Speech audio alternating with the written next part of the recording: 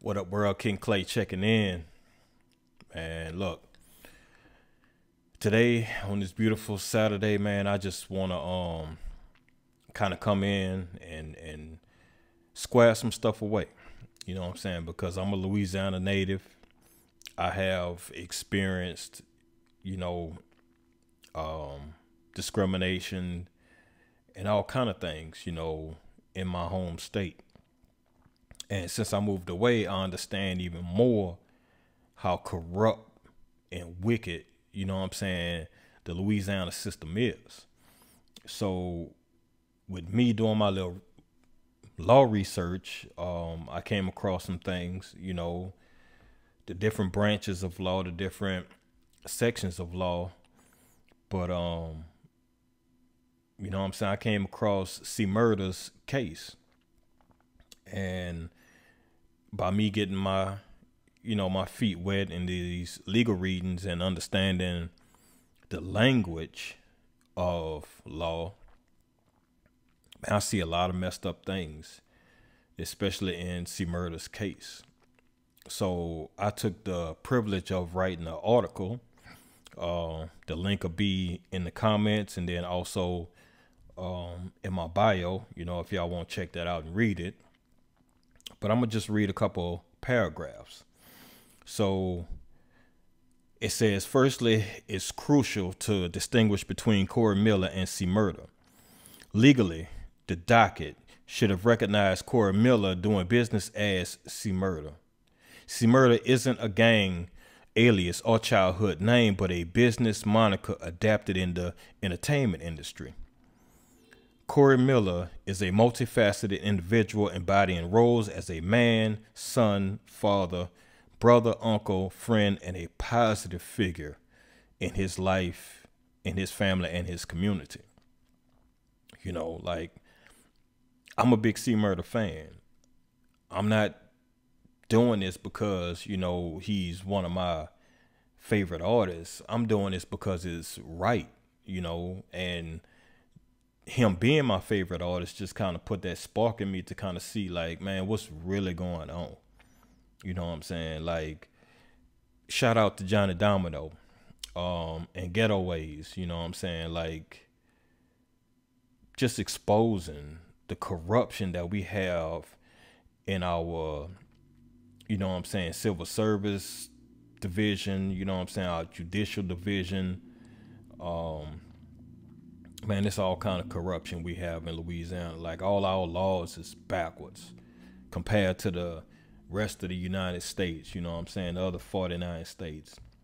But yeah, let's go into the second one. So C. Murder, on the other hand, represents the artistic and commercial facets of Corey Miller.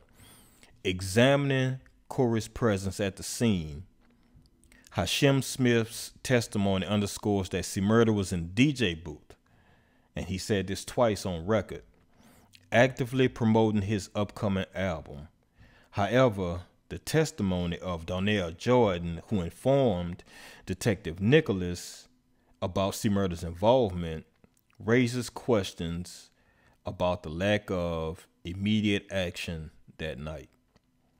No one, including Jordan, claims to witness the incident, yet Detective Nicholas didn't report it to Deputy Singleton, nor was there an arrest or warrant for C. Murder that night.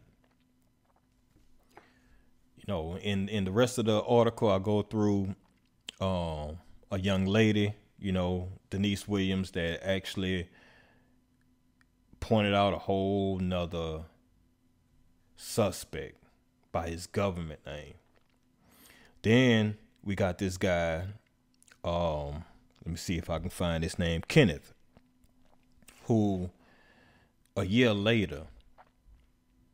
whole year later, police are interrogating him because he witnessed the death of his own child.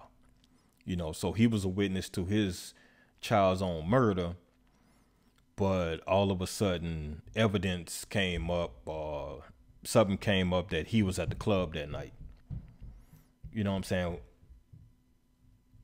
How you get evidence when you got this man in question and dealing with his child and grieving his child a year later,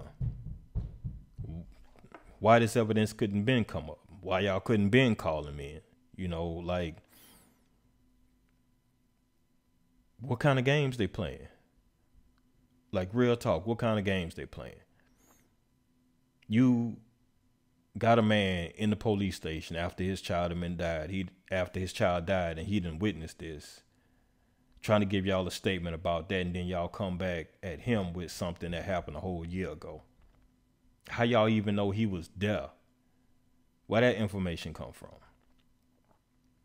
And why it only come out a year later? But I ain't got all my stuff together. You know what I'm saying? Like, I ain't got all of the facts, but I got enough of the facts to know that C. Murder is innocent. And that man need to be freed. And I got enough understanding and common sense to know that this man was telling us some stuff in his music that they didn't want us to understand. See, Murder wasn't talking about murder, kill, and all that stuff there. He mainly rapped about taking care of his family, taking care of his brothers, but also defending himself if anything happened. Nothing wrong with a man defending himself. That's all right. But when you take a man who's influential as he is, that's trying to change his community, and lock him up for something he didn't do, for life, that's low down, that's dirty. That sounds like a witch hunt to me. And I'm pretty sure, you know what I'm saying, as a black child growing up, he done had many run-ins with the officers. Just like this movie, you know what I'm saying, I've been watching with Denzel Washington, being a boxer that was locked up and innocent. But this police had been after him since he was 11 years old. Since he was 11 years old, this police been after him. Like, this boxer went and served the country and everything. Came back a war vet. But unfortunately, you know, getting juvenile life at 11 years old and not being released until you're 21, he escaped. You know, and he escaped before he actually went to the army. But at the same time, he rehabilitated himself. He went and served the country. But that police pulled up and was like, you still owe me time. You still owe me time. And he did his time, got out, became a champion. But that police feel like he still owed him time. And pinned, you know, a case on him that got him life. And that has happened to so many of our heroes in our community who stand up and speak the truth no matter what the cost is. You know, they either lock them up or they kill them. So with this, man, I hope somebody got a legal ear that can hear what's going on, know how to present it, and let's bring C. Murder home. And every other black leader that's been locked up and taken away from us for no reason, given adverse, you know what I'm saying, time and punishment for no reason. So with that, man, y'all check out the article. Y'all share this video. Y'all tap in with some lawyers, man. Let's do something. I ain't got no money, but I can open my mouth. Look, I'm from Louisiana. I'll hurry up and say, excuse my French.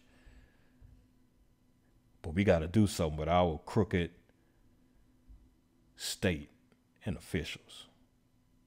With that being said, peace and love.